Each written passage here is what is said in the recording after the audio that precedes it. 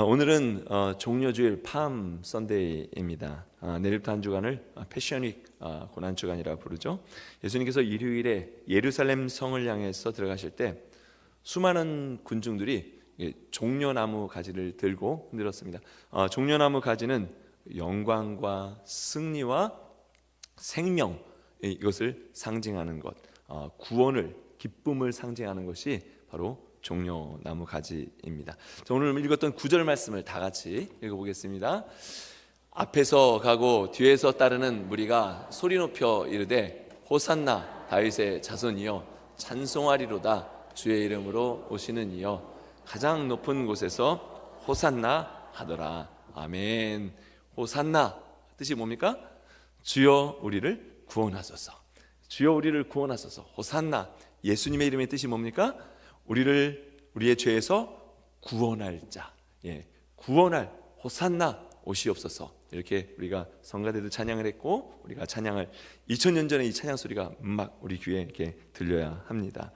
2000년 전에 우리를 위해 구원하러 오신 왕 되신 예수님을 이 시간 우리 마음속에 정말 모셔드리는 그런 귀한 시간이 되시길 간절히 축원드립니다. 누구를 영접하느냐에 따라서 그 사람의 삶이 달라집니다. 인격이 달라집니다.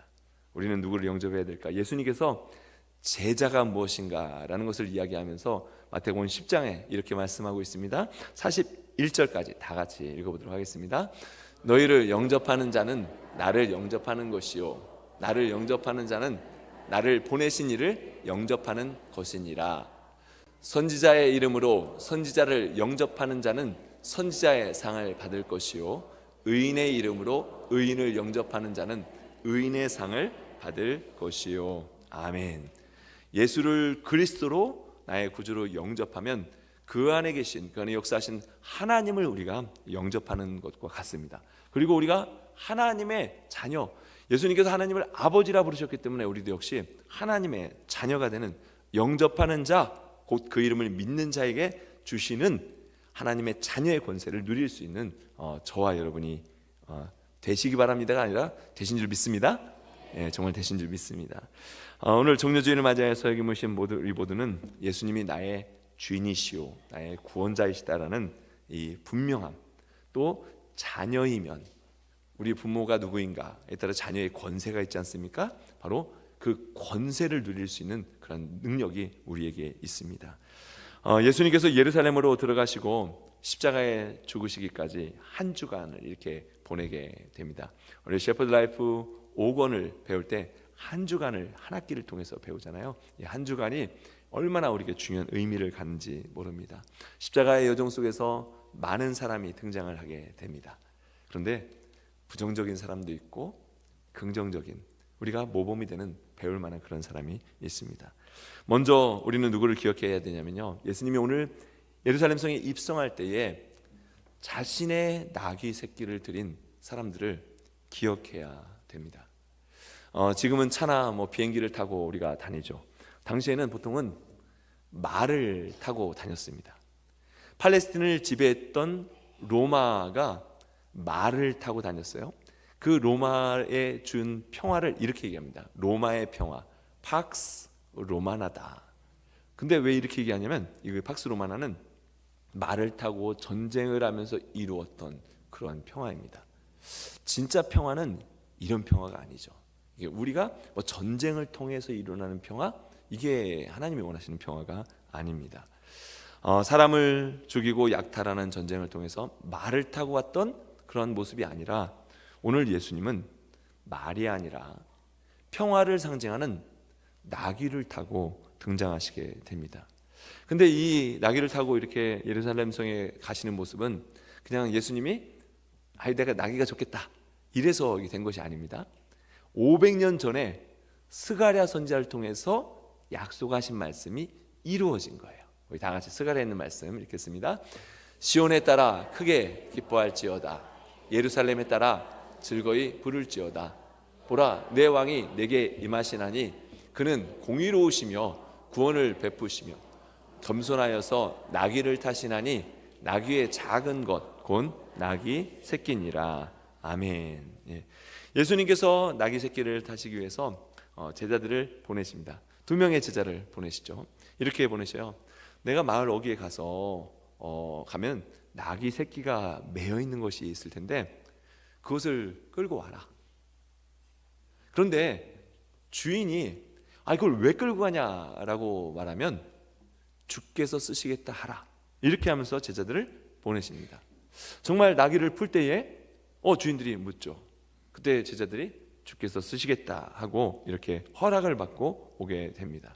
이때에 이 나귀 새끼를 드린 사람들이 있습니다. 누가복음 19장 33절 말씀 다 같이 읽겠습니다. 나귀 새끼를 풀 때에 그 임자들이 이르되 어찌하여 나귀 새끼를 푸느냐. 네, 이 말씀을 잘 보면 나귀 새끼는 한 마리지만 주인은 몇 명입니까? 복수예요. 복수. 아마 공동으로 함께 이것을 소유하고 있었던 그러한 주인들이었을 겁니다. 주인들이 물은 거예요. 마가복음 11장과 이 누가복음 19장 또 오늘 본문의 21장에 똑같이 나오는 그러한 내용입니다. 이 설명을 보면 이 나귀는 어떤 나귀냐면 한 번도 타보지 않은 정말 소중한 그런 나귀입니다. 짐을 한 번도 실어보지 않은 그러한 어떤 처음과 같은 그런 나귀예요. 그리고 이 나귀를 고이 길러서 주인들이 어떻게 했을까요? 좋은 가격에 팔려고 하는 아마 소중한 아끼던 그런 나귀였을 겁니다. 그런데 이 나귀를 풀어서 제공한 사람들이 어떻게 이것을 이렇게 풀어줍니까? 3절 말씀 다 같이 읽어보겠습니다. 3절 만일 누가 무슨 말을 하거든 주가 쓰시겠다 하라. 그리하면 즉시 보내리라 하시니 아멘. 이 말씀을 우리가 잘 기억해야 합니다. 예수님이 자신을 스스로 가리킬 때 항상 예수님이 쓰신 자신을 가리키는 용어가 있습니다. 뭐냐면 인자입니다. 인자. Son of Man. 인자가 온 것은 우리가 제가 여러 가지 myself 이런 단어가 있잖아요. 근데 예수님은 바로 인자라는 단어를 사용을 하였습니다. 그런데 여기에 제자들을 보내시면서 주가 쓰시겠다라고 이렇게 말하라는 거예요. 지난주에 우리가 마침 너무 잘 됐어요. 요엘서를 보고서 우리 종려주일 이제 부활절하고 다시 이제 이어지게 되는데 요엘서가 어떤 내용입니까? 요엘서가 마지막 날에 너희의 자녀들은 예언할 것이요 청년들은 환상을 보며 아비들은 꿈을 꾸리라는 성령의 약속이 이루어지는 여호와의 날, 하나님의 날인데 이 날은 심판의 날이면서 메시아의 날이면서 다른 말로 주의 날, 마지막 날 이때가 될 것을 선포하는 것이 요엘서입니다. 메시아가 임하는 날이 여호와의 날이 된다는 거죠. 여호와의 날, 이것을 신약 성경에서는 여호와란 단어를 그래서 주의 날이 임하게 될 것이다. 모든 이스라엘 백성들이 주의 날이 임하기를, 여호와의 날이 임하기를, 이 여호와의 날은 마지막 날이라는 거예요. 그래서 우리는 이미 마지막 때를 살아가고 있는 겁니다. 마지막 때를. 예수님께서 이미 이 땅에 오셨기 때문에. 예수님께서 스스로를 주라고 표현하신 것은 여기 한 군데밖에 없어요. 주께서 쓰시겠다. 평상시에는 인자가 온 것은 이렇게 표현했는데 주께서 쓰시겠다. 여호와의 날이 임한 것을 바로 이렇게 선포를 하시게 됩니다. 하나님의 날이, 마지막 날이, 메시아의 권위가 있는 날이 바로 하나님께서 쓰시겠다라는 그런 권위로 주께서 쓰시겠다 이렇게 말하라 하는 겁니다. 그런데 나귀 주인들이 어떻게 했습니까? 그 말을 듣고 아무 질문도 하지 않았습니다. 주께서 쓰시겠다고? 오케이. 주님의 필요를 그냥 바로 채워드리고 주님이 쓰시겠다는데 바로 나귀를 내어드립니다. 소중한 것을, 가지고 있던 것을 내어드려요. 아브라함은 하나님께서 정말 100세에 낳은 독자 이삭이죠. 독자 이삭을 하나님께서 오늘 갑자기 한 13년이 지났는데 바치라고 하시는 거예요. 제사를 준비하여서 아들과 함께 아침에 떠나게 됩니다. 왜 이렇게 합니까? 하나님을 삶의 인생의 주인으로 분명한 고백이 그 안에 있기 때문에 그래요. 하나님이 나의 삶의 로드, 주님이시다 하는 겁니다. 유명한 전도자 무디는 매일 복음을 받아들인 다음부터 목표가 생겼는데, 그 목표가 뭐냐면 매일 한 사람 이상씩 복음을 전하는 거예요. 목사도 매일 한 사람 이상씩 복음을 전하기가 쉽지가 않아요. 한 사람을 만나서 이렇게 복음을 전하는 것이 무디 전도자의 목표였습니다. 만날 때마다 예수를 믿으라고 권하고, 만날 때마다 복음을 전하고, 함께 교회 가자고 이렇게 권하는 겁니다. 그런데 동네에 있는 한 청년이 전도 대상자였어요. 전도 대상자. 우리도 전도 대상자가 있잖아요. 대상자였어요. 만날 때마다 여보게 자네도 예수를 믿어야지, 교회 나와야지 하면서 복음을 전한 겁니다. 그런데 이 청년이요, 전에 교회를 조금 다녔어요. 이게 무서워요. 교회를 조금 다녀서 나름대로 성경을 안다고 생각해요. 그러면서 이렇게 얘기를 무디한테 했다는 겁니다. 저는요, 그 성경에 나오는 십자가의 오른편 강도 아시죠? 죽기 전에 믿고 낙원에 천국에 갔잖아요. 저는 신나게 놀다가 죽기 전에 딱 믿고 낙원에 가려고 그래요. 성경을 알면 이렇게 또 이렇게 해석을 합니다. 그러니까 무디가 답답한 거예요. 근데 어느 날 이 청년이 아파서 병원에 입원했다는 소식을 딱 들은 겁니다. 그래서 꽃을 보냈어요. 꽃을 보냈어요. 근데 어떤 꽃을 보냈냐면 다 시들어지고 잎도 떨어지고 꽃송이도 쭉 늘어진, 여기 앞에 있는 신선한 이런 꽃을 드려야지 어떤 생기가 이렇게 돌 거 아니에요. 그런데 그냥 다 시들어진 것을 보냈어요. 꽃을 받은 청년이 속으로 화가 난 거예요. 무디, from 무디. 화가 난 거예요. 나중에 만나가지고, 아니 이런 꽃들을 보내면 어떡합니까? 기분이 팍 상하지 않습니까? 그때 전도자 무디가 이렇게 얘기했습니다. 이복의 청년, 자네도 시들어가는 꽃을 보니까 기분이 안 좋지? 하나님이 자네를 보실 때도 마찬가지라네. 자네의 가장 젊은 시기를 하나님께 드릴 수 없겠나? 여러분, 우리의 가장 젊은 때가 언제입니까? 잘하시네요. 지금입니다. 지금. 이게 더 많이 느껴져요, 저한테. 저도 요즘에 지금이 가장 젊은 때구나. 지금이 가장 나의 삶을 하나님께 드려야 될 그런 때구나. 지금입니다. 우리는 주님의 십자가의 길에 주님의 어떻게 동참할 것인가, 무엇을 드릴 것인가. 주님은 우리를 위하여서 33살의 나이 아닙니까? 가장 젊은 매시고 목숨까지 우리가 그렇게 주셨는데, 우리는 주님을 정말 사랑하는 마음으로 따르고 있는가? 주님을 나의 주님으로 모시면서 우리가 따르고 있는가? 우리 자신을 돌아봐야 합니다. 오늘 이 무명의 사람들은 예수님과 사전에 약속을 한 듯이 주가 쓰시겠다? 주님께서 쓰시겠다고? 오케이. 타보지 않은 나귀를 제공해 드립니다. 어제는 제가 좀 너무 감동이 됐어요. 뭐냐면 다 아는 스토리인데, 우리가 2월 달에 단기 선교를 다녀오고 나서 7월 달에 IT 유스들을 한 50명을 모아서 유스 캠프를 하는데 12명의 교사가 필요한 거예요. 선교지. 그런데 저희 교회 학생들이 단기 선교에 갔다 오면서 교사로 지원을 하겠다는 거예요. 근데 이게 7월 한 달이에요. 한 달.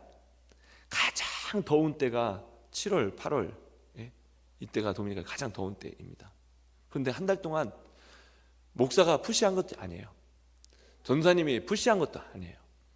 그냥 스스로 이렇게 우러나와서 섬기겠다고 12명이 필요한데 저희 6명이 어제 티켓팅을 했습니다.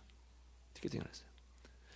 저는 이게 꼭 좋은 본은 아닌데, 여기 주변에 몰몬들이 있잖아요. 몰몬들이 자신의 인생의 가장 중요한 시간을 2년 동안 헌신하여서 이렇게 드립니다. 근데 요즘엔 좀 나아졌어요. 우리 대한민국의 병역이 줄듯이 1년으로 줄더니 지금은 3개월 이상, 3개월로 줄었어요. necessary, mandatory가 몰몬이라면, 남자라면 누구나 3개월 이상은 자신의 가장 귀중한 시간을 하나님께 드려야 한다 라고 하면서 선교여행을 하는 그런, 나름대로 그렇게 하는 거예요. 가장 중요한 젊음의 때 우리의 자녀들이 그곳에 가서 선교하면서 주를 위해서 헌신하겠다고 이렇게 티켓팅을 하는데 주가 쓰시겠다는데 하나님께서 우리의 자녀들의 인생을 정말 하나님 나라를 위해서 멋지게 또 쓰임받는 그런 자녀들이 되기를 여러분 기도해 주시고 응원해 주시기 바랍니다. 그것만 부르면서 우리가 우리 자녀들만 열심히 하면 돼 이것만이 아니라 우리의 삶도 정말 주님께서 쓰시겠다 부르실 때에 쓰임받을 수 있는 저와 여러분이 되기를 간절히 축원드립니다. 두 번째로 오늘 본문에 나오는 사람들이 있습니다. 그 중에 우리는 한 사람을 더 기억해야 합니다. 호산나 다윗의 자손이여 찬송하리로다. 주의 이름으로 오시는 이여 가장 높은 곳에서 호산나 하더라. 예수님의 예루살렘 성 입성길에서 많은 사람들이 종려나무 가지를 들고도 호산나 주의 이름으로 오시는 이여 가장 높은 곳에서 할렐루야 호산나 하면서 이렇게 많은 무리들이 있었습니다. 그런데 그 중에 한 사람이 있었어요. 이게 무슨 뜻이냐면 사람들이 호산나 지금 구원하소서라고 외치는 그러한 순간입니다. 굉장한 열기죠. 옆에 있는 사람이 막 흔드니까 자기도 막 흔들고 옆에 있는 사람이 못 깔아주니까 자기 옷도 막 깔면서 하는 그러한 순간입니다. 그런데 이 사람들이 어떻게 금방 바뀌냐면 일주일도 안 돼서 재판을 맡았던 총독 빌라도가 이렇게 얘기를 합니다. 예수님을 신문해 보니까 내가 이 사람에게서 잘못한 죄목을 찾을 것이 하나도 없다. 이 말은 무죄다 하는 겁니다. 그런데 반전이 일어나죠. 마태복음 27장 말씀 다 같이 읽어보겠습니다. 27장 대제사장과 장로들이 무리를 권하여 바라바를 달라 하게 하고 예수를 죽이자게 하였더니 아니 대제사장과 장로들이 무리를 막 호산나라고 외쳤던 얼마 전에 외쳤던 무리를 며칠도 안 돼가지고 예수님을 십자가에 못 박자라고 이렇게 동요를 시키고 하는 그러한 사람들과 따라가는 그러한 사람들이 있습니다. 그런데 그 중에 한 사람은 예수님께서 십자가의 길을 가실 때 제자들도 다 흩어져 도망했습니다. 오히려 이때 무리들 중에서 정말 생소한 구레네 사람 시몬이라는 사람은 그냥 그 현장에 이렇게 무리 곁에 있다가 얼떨결에 확 잡혀가지고 예수님의 십자가를 대신 지게 됩니다. 자, 마가복음 15장에 있는 말씀 다 같이 읽겠습니다. 마침 알렉산더와 루포의 아버지인 구레네 사람 시몬이 시골로부터 와서 지나가는데 그들이 그를 억지로 같이 가게 하여 예수의 십자가를 지우고 예수님께서 지고 쓰러질 때 로마 군인 하나가 무리 중에 한 사람을 갑자기 불러가지고 너 십자가 져 하면서 그 십자가를 억지로 지웠습니다. 만약에 이 타이밍에 미리 십자가를 질 줄 알았으면 그곳에 갔겠습니까? 안 갔겠습니까? 안 갔을 것 같아요. 우리는 다 자원하면서 갔을까요? 네, 그랬을 수도 있어요. 네. 근데 이 사람은 무슨 일인가 구경 왔다가 갑자기 십자가를 대신 지게 됩니다. 구레네 사람 시몬이 억지로 십자가를 쳤습니다. 여기 억지로 뭔가 했지만 이 억지로 진 십자가로 많은 것이 변화가 되게 됩니다. 로마서 16장 13절 말씀 다 같이 읽겠습니다. 주 안에서 택하심을 입은 루포와 그의 어머니에게 문안하라. 그의 어머니는 곧 내 어머니니라. 아멘. 루포의 아버지가 누구입니까? 구레네 시몬이에요. 근데 뭐라고 표현하면 주 안에서 택하심을 받은, 그냥 무리에 있는 것 같았지만 하나님께서 택하신 사람이 이 시몬입니다. 하나님께서 이 시몬만 택한 것이 아니라 알렉산더와 루포와 온 가정이 택함을 받았다라고 말하고 있습니다. 시골 촌뜨기가 갑자기 와가지고 6월절에 제사들이 왔는데 정말 우리말로 속된 말로 재수없게 그냥 그게 없었으면 좋았을 텐데, 근데 그럼에도 불구하고 하나님께서는 택하셔서 십자가를 지게 하셨습니다. 이제 마태마가와 누가가 있는데 마가복음에서 마가는요, 마가복음을 마가가 썼죠. 마가가 누구입니까? 마가가 바울과 바나바와 실라와 누가와 바울과 바나바, 누가와 마가가 같이 1차 선교여행을 갑니다. 1차 선교여행을 가요. 선교여행을 이제 따라갔어요. 따라갔는데 마가가 보니까 선교가 이거 장난이 아니네요. 어떻게 합니까? 중간에 돌아왔어요. 예루살렘으로 돌아왔어요. 조리조리 따라갔다가 돌아온 거예요. 그런 다음에 사도행전 15장이면 두 번째 선교여행을 가는데 어떤 일이 벌어집니까? 바울과 바나바가 이 마가를 다시 선교에 데려가야 되느냐 말아야 되느냐라고 대판 싸우게 됩니다. 결론 어떻게 됩니까? 바나바는 마가를 데리고 선교를 떠나고 바울은 누가와 실라를 데리고 이렇게 선교를 2차 선교여행을 다시 떠나게 됩니다. 그런데 나중에 이 마가가 마가복음을 쓰게 됩니다. 처음에 마가는 부름받아 나서니면 뭔가 이렇게 뜻을 가지고 갔죠. 근데 쫓아다니다 보니까 이 단기 선교가 보통이 아니네요. 그래도 억지로 다니다 보니까 나중에 영향을 받게 된 겁니다. 억지로라도 선교에 참여를 했는데 사실은 사역을 하다 보니까 하나님께서 부어주시는 은혜를 그때는 깨닫지 못하였는데, 그때는 내가 왜 이걸 거기 자리에 있었을까 이렇게 생각이 들었는데, 그 다음에 시간이 지나면서 구레네 시몬과 알렉산더와 루포 온 가정이 하나님께 택함을 입은 가정이라는 것을 깨닫게 됩니다. 그래서 바울은 너무너무 존경스러운 가정이에요. 너무너무 존경스러운 가정. 성경에서 하나님께서 부르실 때 억지로 조금 밀어 넣는 것 같은 분위기가 있는 사람이 있습니다. 누구냐면 모세예요.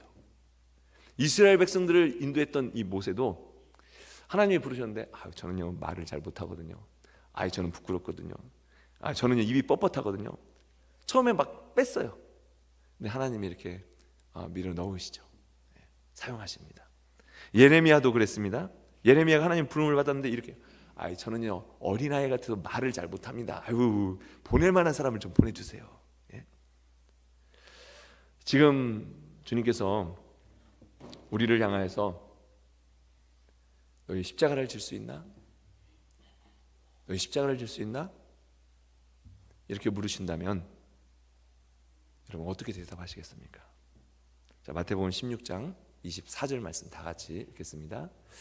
이에 예수께서 제자들에게 이르시되 누구든지 나를 따라오려거든 자기를 부인하고 자기 십자가를 지고 나를 따를 것이니라.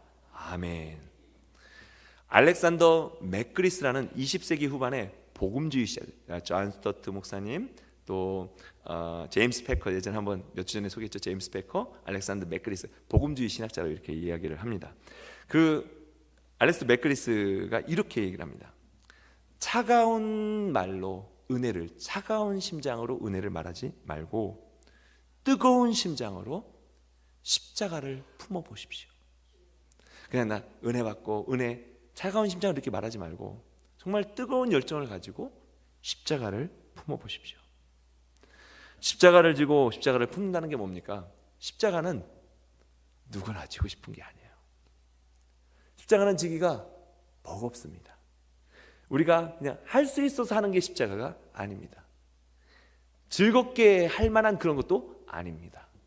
그런데 그렇지 않음에도 불구하고 나에게 이런 기회가 왔을 때 우리가 그 십자가를 지고 따라갈 때 주님은 우리를 참 제자다 이렇게 불러주신 줄 믿습니다. 그리고 우리는 고난주간에 기억해야 될 또 한 사람이 있습니다. 예수님의 시신을 수습한 아리마대 사람 요셉입니다. 자, 마태복음 17장 57절 말씀 다 같이 27장 50절 다 같이 읽겠습니다. 저물었을 때에 아리마대 부자 요셉이라는 사람이 왔으니 그도 예수의 제자라. 아멘. 예수님께서 십자가에 죽으시고 그 시신을 시간이 되기 전에 한 3시간밖에 남지 않는 시간에 장사를 지내야 됐습니다. 그런데 아무도 다가오는 사람이 없어요. 근데 이때 요셉이 나타납니다.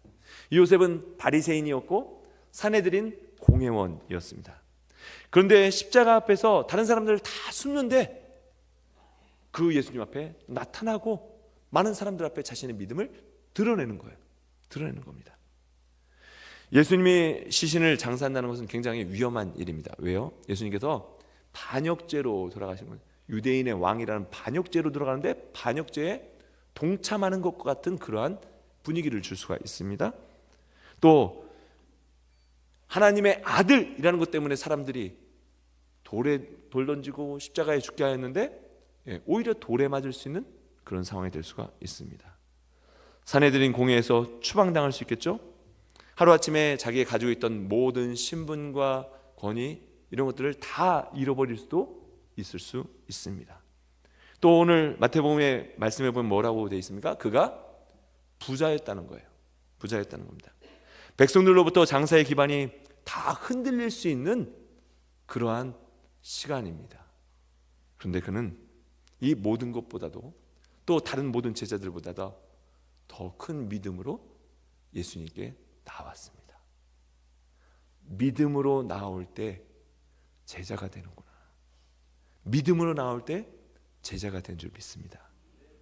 아리마대 요셉은 믿음이 이런 것이라는 것을 증명한 그러한 사람이고요. 참 제자가 이런 사람이구나.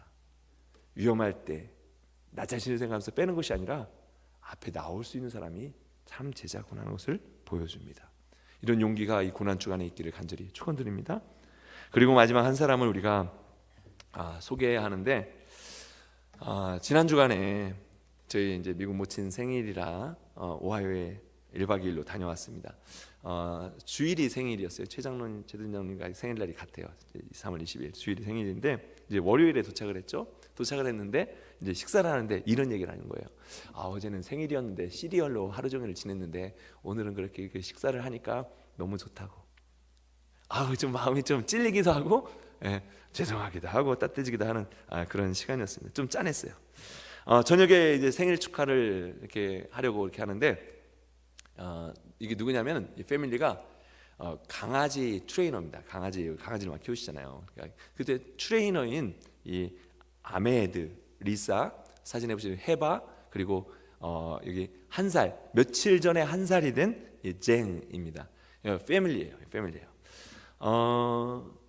가서 이제 그 생일 파티를 하면서 케이크를 여니까 리사가 깜짝 놀라서 와, 파리 바게트 케이크 오하이오에 7군데밖에 없는데 그거 사러 가려면 신시내티까지 1시간 넘게 가야 되는데 하면서 I like 파리 바게트 케이크 하면서 알고 있는 거예요.